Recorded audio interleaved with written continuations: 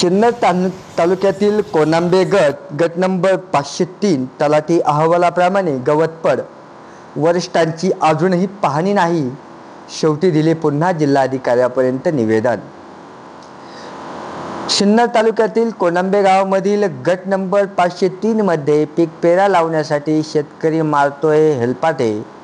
शेतकऱ्याने काही दिवसापूर्वी सजा कोलंबे येथील तलाठी यांना विनंती अर्ज केला की आमचा पीक पाहणी करून मिळावा व त्यासाठी 14 नंबर फॉर्म प्रत्यक्ष भरावेत व प्रत्यक्ष पाहणी करून 14 नंबरचा अहवाल आपण गवतपड म्हणून लावला होता, परंतु तिथे काही भागात भुईमुग तर काही भागातच गवत आहे आणि त्याचा ताबा काही लोकांच्या ताब्यात असून परंतु त्याचा उल्लेख त्या अहवालात सदर नसल्याचे सदर शेतकऱ्याने सांगितले आहे। तहसील कार्यालय सिन्नर यांना देखील निवेदन पत्र दिले होते, यावर देखील अजूनपर्यंत काही कारवाई झाली नाही।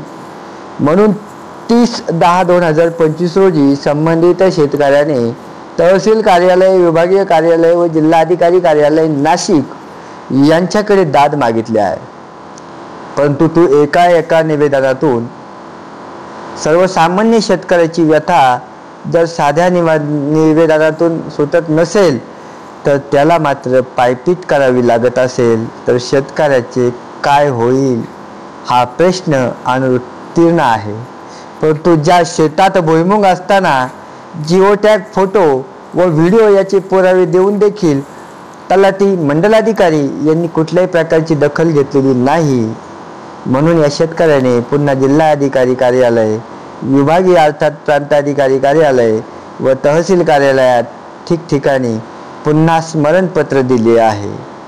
त्यात त्यांनी भुईमुग किती तारखेला काढला, कोणी काढला हे देखील सांगितले आहे, परंतु जर तलाठी अहवालात गवतपड आहे तर भुईमुग आलेच कुठून व प्रत्यक्षात तिथे मग काय होते याची खरी नोंद का नाही। म्हणून 503 गट नंबर हा सामायिक असून त्याची मालकी कोणाकडे आहे किंवा कोण त्याला कसते आहे हे सुद्धा कळायला कागदपत्री मार्ग नाही।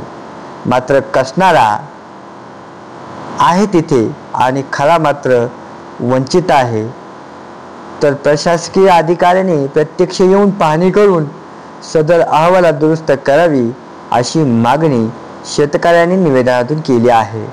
7/12 सदरी नावे असलेल्यांना तहसीलदारांनी नोटीस देखील बजावल्या नाही, परंतु 155 दाखल असताना ज्यांचे उतार्यावर नाव आहे त्यांना नोटीस नाही आणि जे न्याय मागतायत, दाद मागतायत त्यांना नोटिसा आणि निर्णय देखील त्यांच्या उलटपुलट झाल्याचे आणि हेलपाटे मात्र त्यांनाच मारावे लागत असल्याची खंत शेतकऱ्यांनी भ्रमणध्वनीवरून सांगितले आहे।